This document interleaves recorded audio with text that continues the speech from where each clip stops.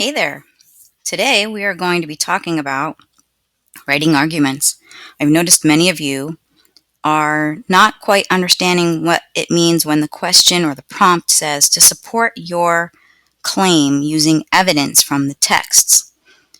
Many of you are writing your opinions or your arguments, but you're not telling me anything about why you feel that way based on any evidence that was included in the reading. So today we're going to talk a little bit about that in hopes that that will help you the next time you go to write an essay or a short answer where it asks you to support with evidence. Here's our situation. Because I said so. Imagine you're buying a skateboard. Your mom says you have to buy a helmet too. You ask, why? And she answers, because I said so. Not happy, you point out that none of your friends wear helmets.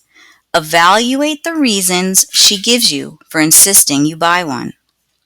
So we're going to look here at a list of arguments that your mom made, and we're going to judge them based on, fair enough, or it's not so-so, or 3, not good. This is not a good reason. First one is statistics show that as a beginner, you're 3 times more likely to get hurt than an experienced skater is. A helmet will protect your head if or when you fall. Fair enough. I think that's a fair enough argument. People will think I'm a terrible mother if I don't make you wear a helmet. Well, your mom said that. Do you really think that's a good argument? No. Really, that's just her opinion. The most serious injuries associated with skateboarding are head injuries that can cause permanent damage or even death. That sounds like a pretty good argument right there. The next one is wearing a helmet will make you feel safe and give you the confidence to develop skills and attempt more difficult moves. What do you think, so-so or fair enough? I think it sounds pretty fair enough. And lastly, head injuries can require expensive medical care, and we don't have a lot of money, so we should buy a helmet to avoid those costs. I'd give that a so-so. Now, let's check and see if we're right. Look at that, we are. We have evaluated the arguments based on how strong we thought they were. You can do that while you're reading. Okay, what is support?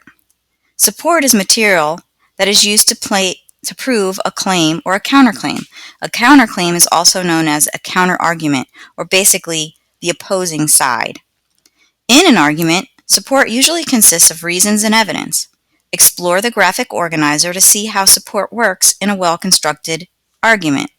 So here we have a graphic organizer. At the top is our claim, which is basically what the whole thing's about. The claim below is valid, but a claim alone is not enough. You must provide reasons and evidence to support a claim, or readers will be left asking why. So the claim before was that your mom claimed that you should be buying a helmet or wearing a helmet when you skateboard. In this example, the claim is magazines should stop retouching their photos of fashion models. Let's look at a reason. A reason is a statement that explains to the readers why they should believe your claim. Reasons are often connected to the claim with the word because or other cause and effects transition words such as this is why, and so, for this reason, and consequently. Those are all transition words for a cause and effect relationship. The example here is magazines should stop retouching their photos of fashion models. The first reason given, magazines should stop retouching their photos of fashion models because these photos are giving us unrealistic ideas about beauty. Now let's see if we can find what evidence they have to support that reason.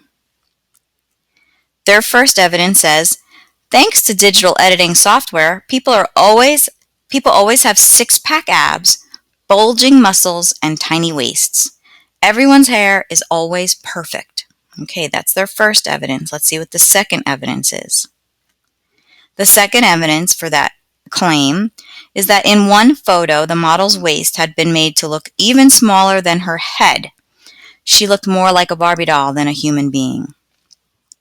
Okay, so that's the main claim. magazines should stop retouching their photos. The first reason, which was unrealistic ideas about beauty. The first evidence, which was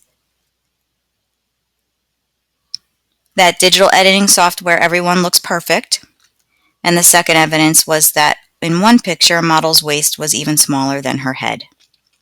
So we go back to the original claim, and let's look at the second reason. The second reason that magazines should stop retouching their photos of fashion models is because seeing so many unrealistic body images is bad for a teenager's self-image and health. Okay, let's see what the evidence is to support that reason. Their first evidence, which they've now labeled number 3 because it's the third evidence, 1, 2, 3, to support this claim. So that evidence is many research studies have proven that there is a link between media exposure to unrealistic body images and teen health problems such as eating disorders. And the last piece of evidence is Dr. Lana Minto, an expert on eating disorders, says, the endless parade of incredibly thin women in the media has an adverse effect on the body-related self-esteem of women who feel the pressure to be thin, most especially adolescents. They have the worst self-body image of any age group. Okay, so based on that, they came up with the 4 evidences to support their 2 reasons of the one claim. Let's continue. Okay, now we're going to talk about types of evidence. It says, types of evidence. In an argument, evidence can include facts, examples, statistics, quotations, and anecdotes. Examine each type of evidence below to learn more. Now, let's look over here. It says, tip. Although each piece of evidence supports a specific reason, all of the evidence should clearly relate to the writer's position or claim. The evidence must also come from trustworthy and reliable sources. And by now, I'm sure you all know what is considered a trustworthy or a reliable source. Prove it. To prove it, we need to provide proof for the reasons you are stating by using facts, examples, statistics, quotations, or anecdotes. Remember, anecdotes are short stories.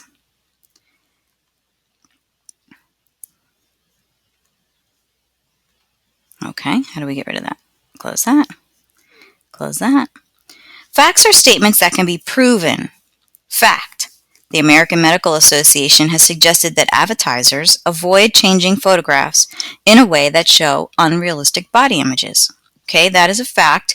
We could go back to the American Medical Association and look that up.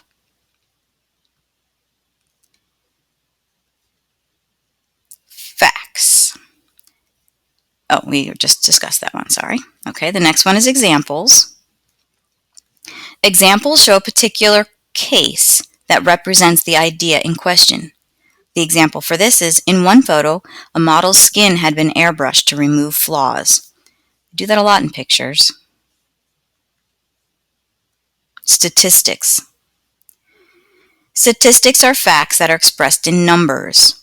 The example of a statistic is Swiss researchers studied the effect of media images on 7,420 teenagers. They found that 40% of the girls and 18% of the boys were dissatisfied with their own appearance. So that statistic is something that could also be shown as a fact by looking it up. This study obviously did happen. Quotations. Quotations are exact word-for-word statements from others. Quotations from experts on the topic provide strong, reliable evidence. Here's an example of a quotation. It says, quotation, one well-known model recently made headlines when she protested about an image of her that had been digitally altered. They made me so thin the picture doesn't even look anything like me anymore, and I'm wearing a size 0, so I'm already thinner than most people.